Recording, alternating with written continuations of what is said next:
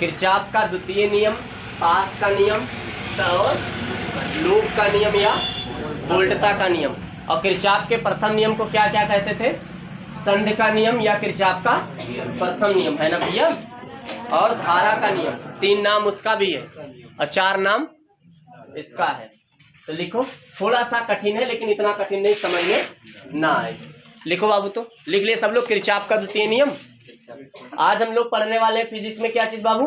Kirchhoff का द्वितीय नियम, जिसको आप कहते हो लूप का नियम, जिसको आप कहते हो पास का नियम, जिसको आप कहते हो वोल्टता का नियम। तो लिखो, किसी बंद पास से गुजरने वाली, किसी बंद पास के विभिन्न खंडों, किसी बंद पास के विभिन्न खंडों, किसी बंद पास के विभिन्न खंडों में प्रवाहित धारा, किसी बंद पास के विभिन्न खंडों में प्रवाहित धारा तथा संगत प्रतिरोधों का तथा संगत प्रतिरोधों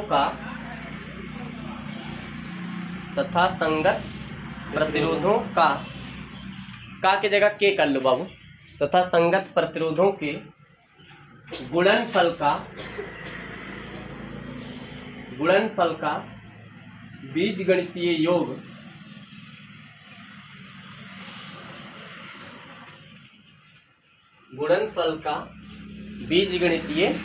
योग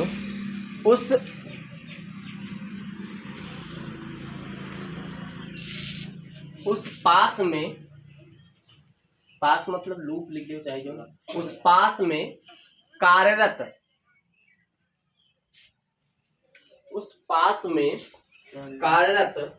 समस्त विद्युत वाहक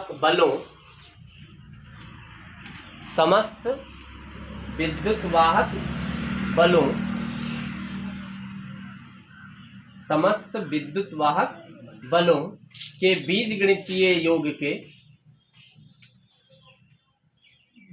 समस्त विद्युत वाहक बलों के बीजगणितीय योग के, समस्त विद्युत वाहक बलों के बीजगणितीय योग के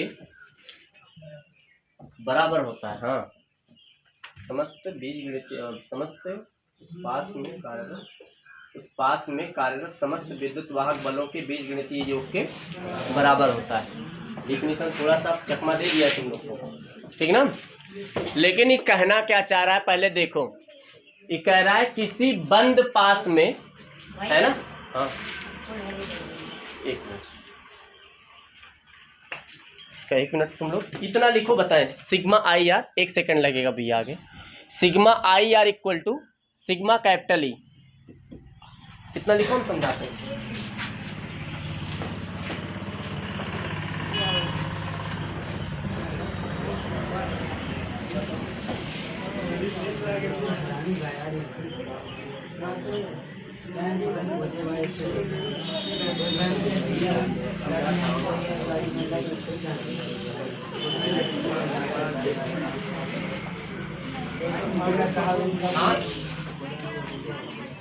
ठीक चले, किरचॉफ का नियम ना भैया, यहाँ इतना लिखे। कह क्या रहा है पहले ध्यान से सुनो। किरचॉफ का द्वितीय नियम बहुत ज़्यादा इंपॉर्टेंट है बाबू। किसी न किसी बहाने से चाहे न्यूमेरिकल पूछ लेता है किरचॉफ के द्वितीय नियम पे, और चाहे किरचॉफ का नियम ही पूछ लेता है। अरे हाँ या ना बोल भैया, ठीक ना। तो पहले किरचॉफ का नियम समझो आप लोग। किरचॉफ का द्वितीय नियम कहता है किसी बंद पास के, कोई बंद पास है, अभी चित्र बनाऊंगा लेकिन पहले ऐसा समझो।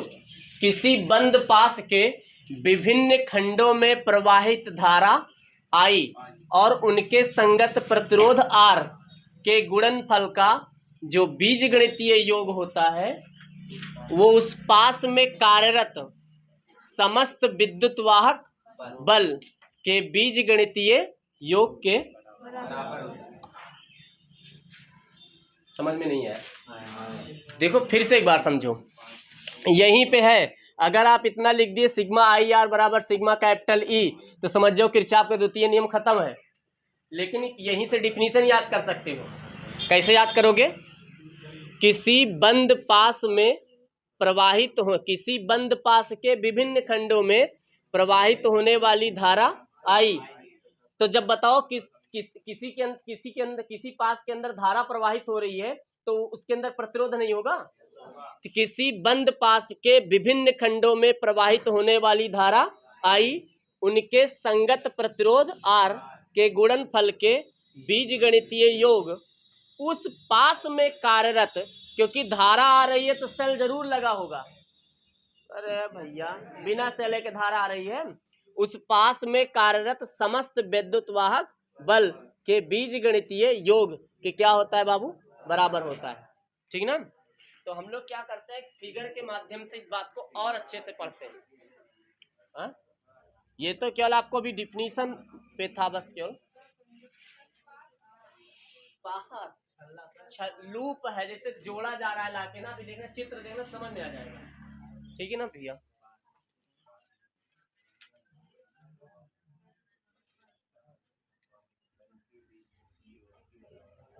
प्लस है, का है, माइनस है। ठीक भैया? यहां से एक रेजिस्टेंस जुड़ा है, इसका वैल्यू कितना है? R1।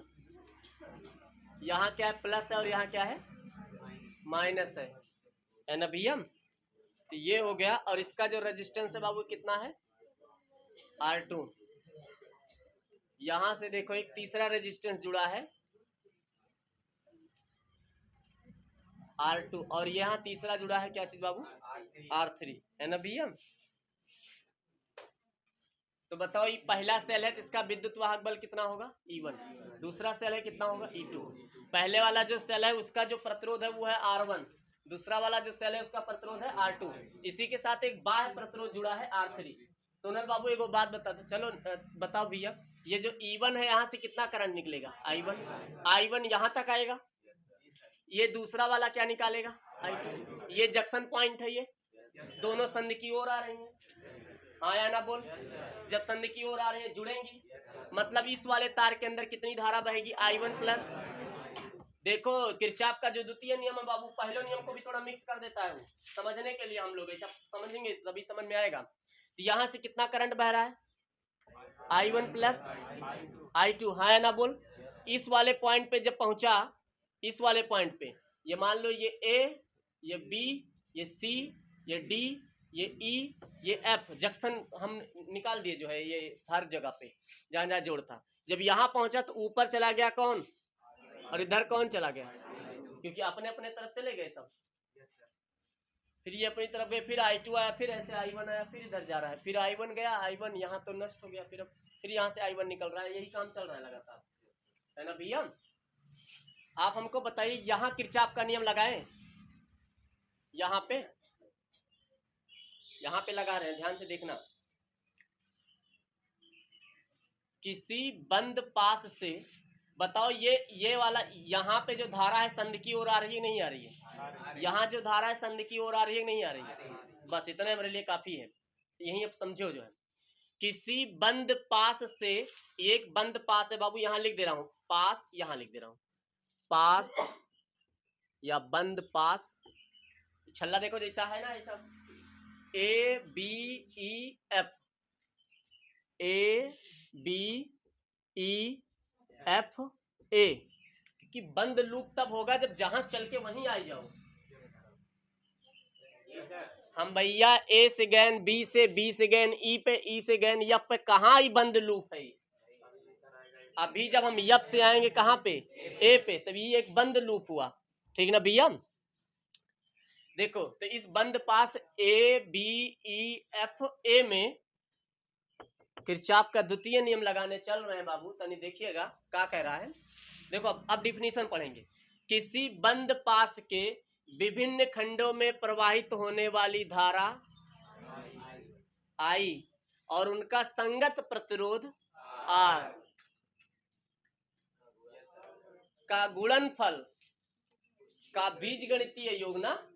तो रुको तनिक, यहाँ पे तो धारा I1 गुणे R1 हो गया, और यहू वाला तो लगेगा क्योंकि यहू तो लूप में है, तो यहाँ लिखा जाएगा, अभी हम चिन्ह नहीं लगा रहे हैं, I2 गुणे R2। बताओ यहाँ प्लस लगेगा कि माइनस? भैया प्लस लगेगा, काहे? क्योंकि दोनों संधि की ओर आ रही है ना भैया। इनका जो विद्युत वाहक बल होगा, इनका जो बीजगणितीय योग होगा वो किसके बराबर होगा? इस पास में कार्यरत समस्त विद्युत वाहक बल के। तो कितना विद्युत वाहक बल है? E1 माइनस E2 के। सेल है, वोल्टवा घटाइबो ना जो है, ऐसा समझ में नहीं आया? समस्त विद्युत वाहक बलों के बीजगणितीय योग के क्या होता है बाबू? बराबर होता है, ठीक ना। विद्युत वाहक बल जो कार्य करता है भैया, वो हमेशा काम करता है माइनस पोल से प्लस पोल की ओर। विद्युत वाहक बल याद कर लो, विद्युत वाहक बल जो होता है भैया, वो हमेशा माइनस टर्मिनल से प्लस टर्मिनल की ओर कार्य करता है, माइनस टर्मिनल से प्लस टर्मिनल की ओर। एक काम और कर लो, अभी हम इसको ना बता दे रहे हैं जो है क्या है मामला जो है, एक चीज और देख लो जो है, ठीक ना। यहाँ माइनस लगा दो, हम बता रहे हैं काहे कर रहे हैं, यहाँ माइनस लगाओ। एक पास और है, बंद पास, बंद पास B C D E B में, है ना भैया। इसमें क्या हो जाएगा? किसी बंद परिपथ में बहने वाली धारा आई, किसी बंद परिपथ में बहने वाली धारा आई, ये क्या हो जाएगा बाबू? I2 गुणे R2, I2 गुणे R2। उस पास में और कौन करंट काम कर रहा है? ये प्लस I1 प्लस I2 गुणे R3। ये किसके बराबर होगा? एक ही सेल है तो वो कौन सा सेल है? U2। तो इतना तो एक बार करो नोट, कहाँ का करना हमको मालूम। काहे प्लस हो गया, माइनस काहे हो गया ना, एक बार बाबू नोट कर लो तो आप बताते हैं।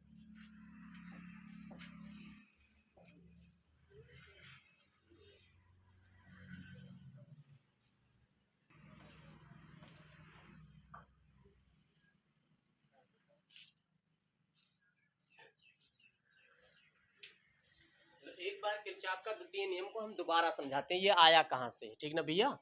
ये किसी को भी बात समझ में बिल्कुल भी नहीं आई है, थोड़ा बड़ा बड़ा लिखेंगे, टेंशन ना लेना। चलो अब सब लोग नोट तो कर लियो ना, आओ बताएं, चित्र बताओ, समझ में आया था? पक्का? अच्छा, एक बार बंद पास, बंद पास A B E F A में, इस तरीके से नहीं समझ में आएगा बाबू, दो तीन तीन तरीका जानता हूँ, वो इस तरीके से बताऊंगा। पहले ध्यान से देखो, किसी बंद परिपथ में बहने वाली, या किसी बंद पास में बहने वाली, या किसी बंद पास के विभिन्न खंडों में बहने वाली धारा आई, है ना भैया, बहने वाली धारा आई, और उनके संगत प्रतिरोध, तो I1 गुणे R1, और यहां लग जाएगा बाबू I2 गुणे R2। बीच में प्लस है कि माइनस में अभी लगाने वाला नहीं हूं। देख भैया सारे जन निष्ठा, बाबू यहां से चले, ध्यान से देखो, पास ए से आए बी पे, और बी से गए ई पे, हमारी दिशा क्या है? बी से ई की ओर है, लेकिन धारा का है विपरीत है, यही वजह से यहाँ का लगा दिए बाबू? माइनस लगा दिए, क्योंकि हम पास तो इस तरीके से देख रहे हैं, हम जो पास की कल्पना कर रहे हैं बाबू, ए से बी, बी से ई, ई से एफ, और एफ से ए। अरे हाँ या ना बोल। तो विकास ये बताओ भैया, ये तो आ रही है संधि की ओर, तो इसलिए I1 का मान हमने क्या रखा? प्लस। लेकिन जो हमारा I2 है वो कहाँ जा रहा है? जस्ट इसके अपोजिट। देखो हमारे B से E की ओर, लेकिन धारा आपकी कहाँ जा रही है? E से B की ओर, क्या लगा दिए? माइनस। और इसमें कार्यरत जो विद्युत वाहक बल होगा E1 तो किसमें होगा? प्लस में, लेकिन ये तो अपोजिट वर्क कर रहा है, तो क्या हो जाएगा? ये माइनस E2 में। खत्म, पहला पास के लिए काम खत्म है हमारा, बात समझ में आया? अच्छा, दूसरा पास, अगला पास देखो, पास बी, यहां लिख दे रहा हूं, पास बी सी डी ई में, फिर उसके बाद बी में, है ना भैया। इसमें अगर आप ध्यान से देखो तो सब तुम्हारे अनुरूप काम कर रहे हैं, सब तुम्हारे साइड में चल रहे हैं। मतलब तुम बी से आए सी पे आए, फिर यह देखो तीर की दिशा देखो, सब एक जैसा आ रहा है, जो है कि ना भैया। तो इसमें क्या कहोगे, किसी बंद पास के विभिन्न खंडों में प्रवाहित होने वाली धारा आई गुणे उनके संगत प्रतिरोध R2। बीच में कुछ नहीं लगाऊंगा, देखो इधर अब यहां लगा दे रहा हूं I1 प्लस I2 और संगत प्रतिरोध कितना बाबू R3। बीच में प्लस लगाएंगे माइनस, प्लस का है क्योंकि सब संध की ओर देखो चल रही है, एक जिस दिशा में चल रहे थे उसी दिशा में हमारी धारा भी चल रही है।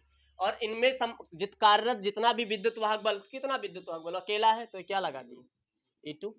किसी बंद पास के विभिन्न खंडों में प्रवाहित धारा I और उनका संगत प्रतिरोध R का गुणनफल का जो बीजगणितीय मान होता है वो उस पास में कार्यरत समस्त विद्युत वाहक बलों के बीजगणितीय योग के बराबर होता है।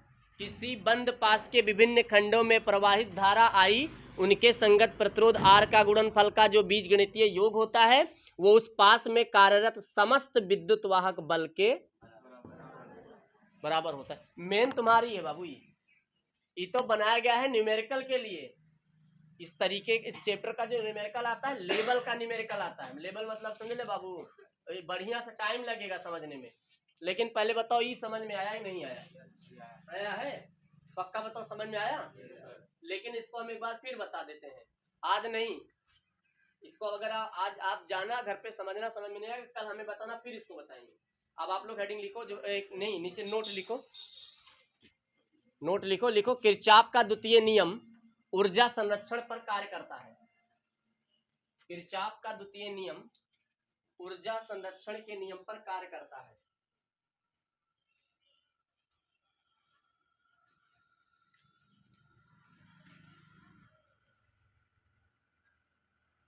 किरचॉफ का द्वितीय नियम ऊर्जा संरक्षण के नियम पर कार्य करता है। किरचॉफ का द्वितीय नियम ऊर्जा संरक्षण के किरचॉफ का द्वितीय नियम ऊर्जा संरक्षण के नियम पर कार्य करता है।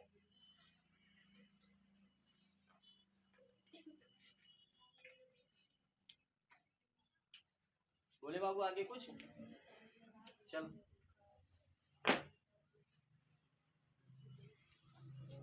बोले कुछ आगे।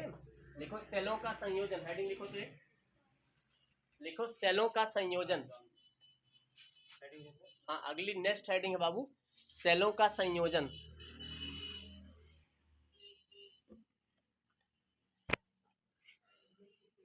हाँ सेलों का संयोजन,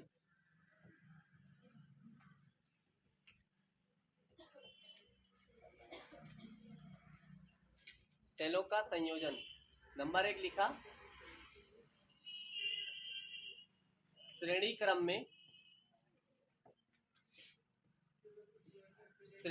में सेलों का संयोजन।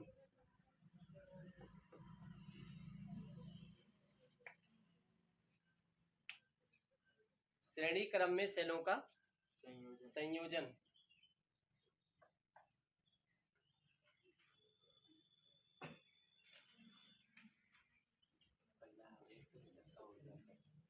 ठीक भैया ना, श्रेणी क्रम में सेलों का संयोजन। तो हेडिंग लिखे ना बताना।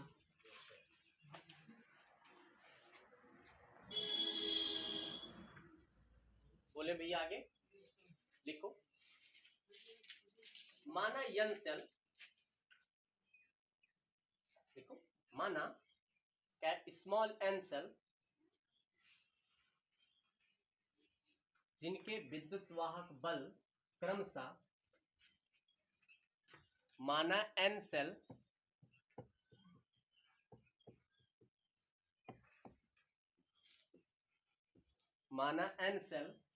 जिसके विद्युत वाहक बल क्रमशः E1, E2, E3, dash dash dash En है।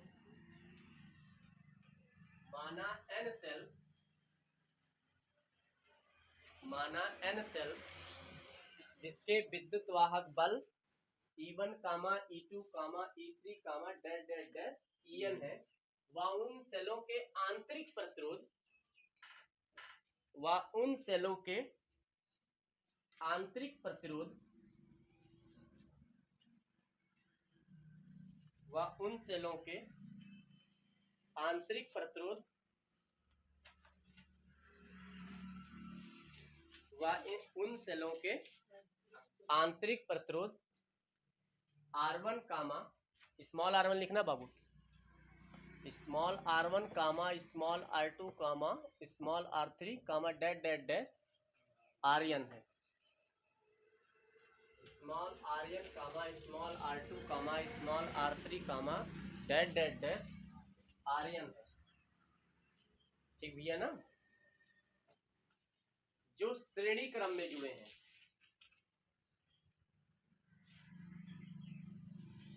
जो श्रेणी क्रम में जुड़े हैं,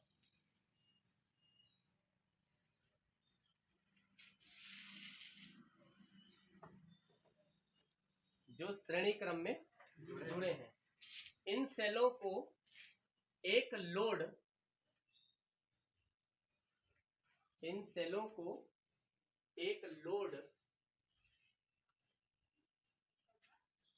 इन सेलों को एक लोड जिसका प्रतिरोध कैपिटल R है, इन सेलों को एक लोड जिसका प्रतिरोध कैपिटल R है के साथ जोड़ा गया है,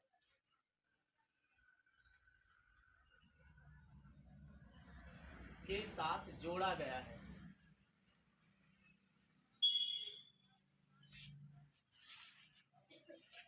तो डैश करके छोड़ दो। हाँ, इतना सरल और इतना छोटा प्रूफ सच बताएं आज तक आप जिंदगी में भी देखे नहीं हो। इतना छोटा प्रूफ ले देखो कितना छोटा है। हमने कहा माना n सेल है, माना कितने सेल है बाबू? n सेल है। इन सेलों को जोड़ा जा रहा है किस क्रम में? श्रेणी क्रम में। एक बात हमको बताइए, जितना सेल उतना विद्युत वाहक, और उन सेलों के घोल के द्वारा धारा का विरोध करना आंतरिक प्रतिरोध, जितना ज्यादा सेल उतना ज्यादा आंतरिक। तो भैया n सेल तो n आंतरिक प्रतिरोध तो n थी विद्युत वाहक। आया ना बोल। और ये सब के सब सेलों को हम लोग किसमें जोड़ रहे हैं भैया? किस क्रम में? तो देखो क्या बोल रहे हैं हम लोग। हमारा पहला जो सेल है बाबू, प्लस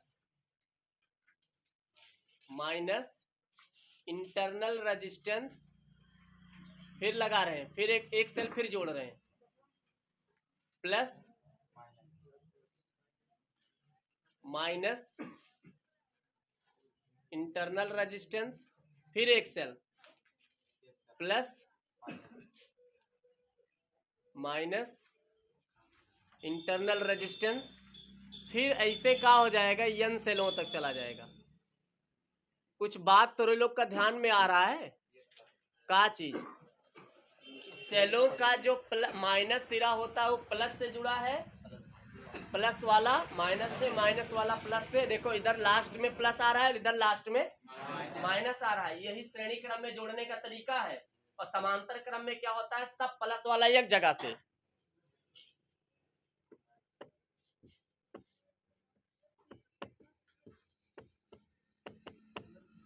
सब प्लस वाला एक जगह से, सब माइनस वाला एक जगह से। ये बाबू समांतर क्रम में होता है। अरे हाँ या ना? तो श्रेणी क्रम और समांतर क्रम में सेलों का संयोजन आपने देखा, लेकिन अभी प्रूफ पढ़ो दो। देखो न्यूमेरिकल लगाओ, सीखो। हमने कहा माना n सेल है, तो पहला वाला जो सेल है बाबू, इसका विद्युत वाहक बल है E1, आंतरिक प्रतिरोध कितना है? R1। दूसरा वाला जो सेल है बाबू, उसका विद्युत वाहक बल है E2, आंतरिक प्रतिरोध कितना है? R2। तीसरा वाला जो सेल है उसका विद्युत वाहक बल है E3, आंतरिक प्रतिरोध कितना है? R3। चौथा वाला जो सेल है, नहीं ऐसे डैश डैश डैश बाबू कितना सेल लगा दे रहे? n सेल, तो इसका भी प्रतिरोध क्या हो जाएगा? En। इस सेलों को क्या करते हैं? श्रेणी क्रम में जोड़ करके एक बाह्य प्रतिरोध, यानी एक लोड, लोड मतलब वो चाहे पंखा जोड़े हुआ, चाहे बल्ब जोड़े हुआ, चाहे कुछ भी जोड़े हो, कोई भी यंत्र हो, कोई भी उपकरण हो, लेकिन तो उसका प्रतिरोध तो होगा ही। तो उसका प्रतिरोध क्या होगा बाबू? Capital R। ये है बाबू लोड, ठीक ना भैया? और यहाँ लगा दे रहे हैं, समझ रहे हो ना? का लगाएंगे? कुंजी, ठीक। ये कौन से क्रम में जुड़ गया? श्रेणी क्रम में जुड़ गया ना। बताओ इतना बात समझ में आया कि नहीं आया है?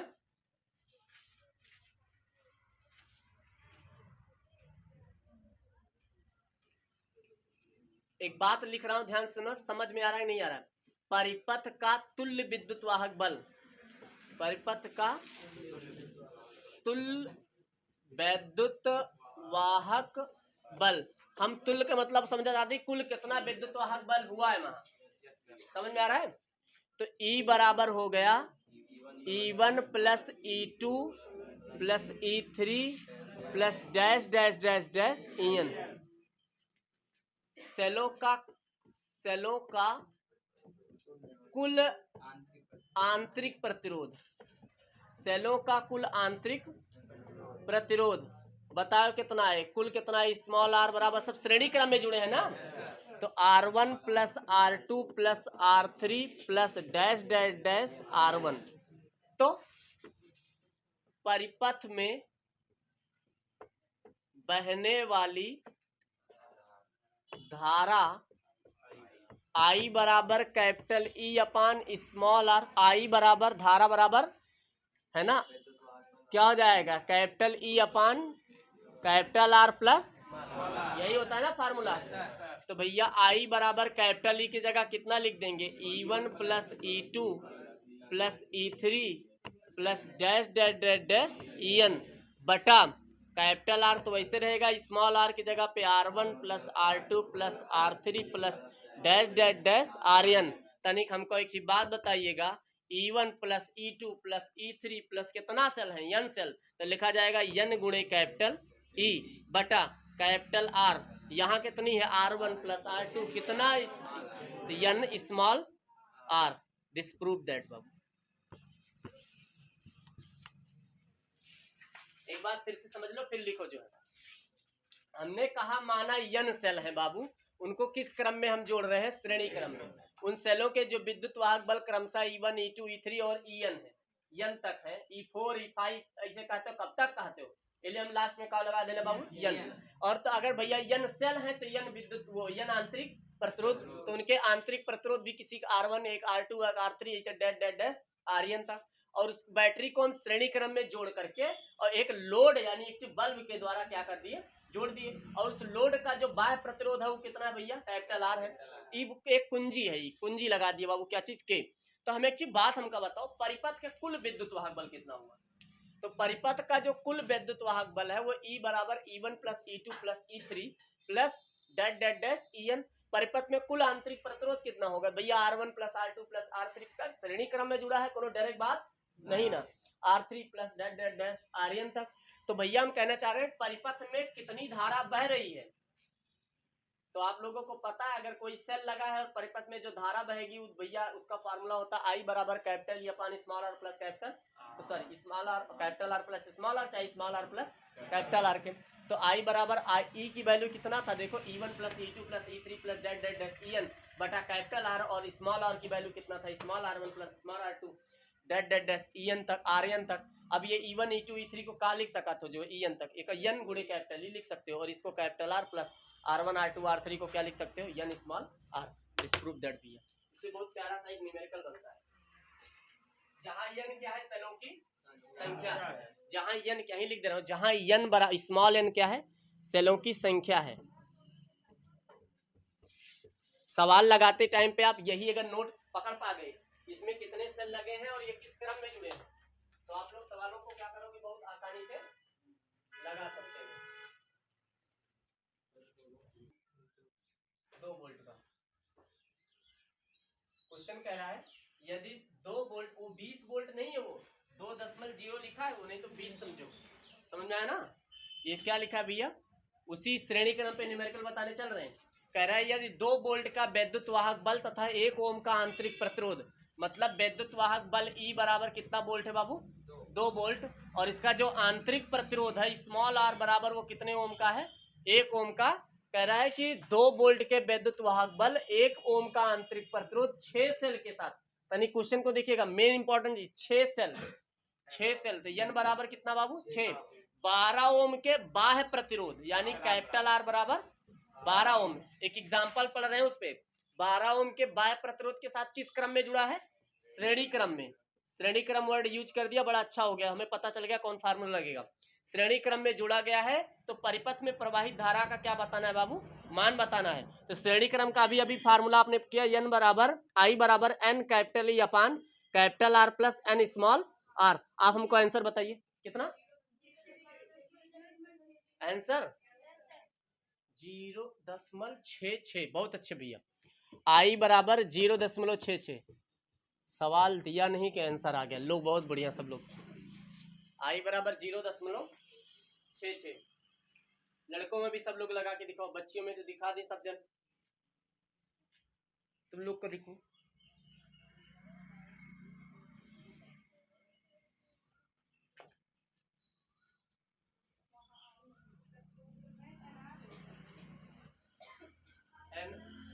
आई आर नहीं बाबू, N R, N small are.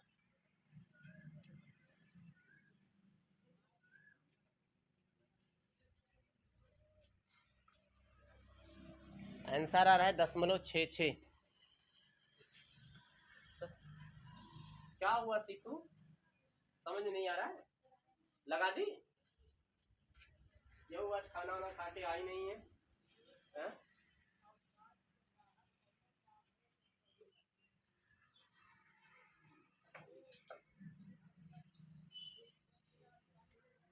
आ जाए सब लोग का बताना भैया। ये आई बराबर एन की वैल्यू 6 और कैपिटल ई, एन बराबर तो 6 और कैपिटल ई का मान कितना बाबू? 2।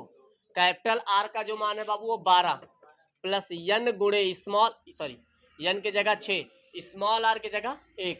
6 दूनी 12 और 12 एक के 12 प्लस 6, तो ये होगा कितना? 12/18। 6 दूनी 12 और 6 त्रिका एका काटा जाए 0.666, मतलब एका लिख सका थे 0.67 एम्पियर।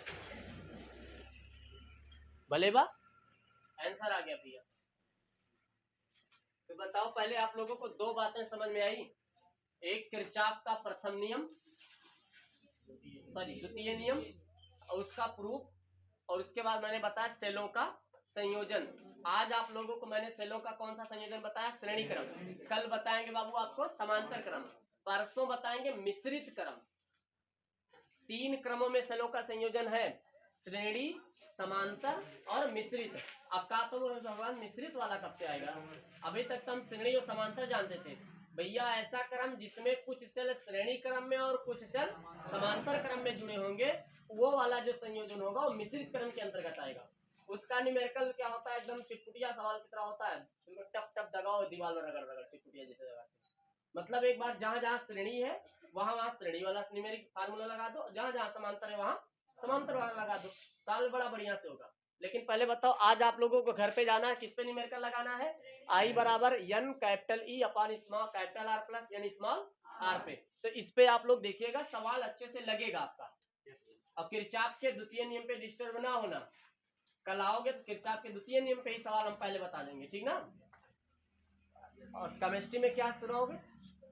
उत्प्रेरक और कोलाइड, ये 2 टॉपिक सुनाना है, और अधिशोषण, ठीक ना? आज के लिए बस इतना ही बाबू।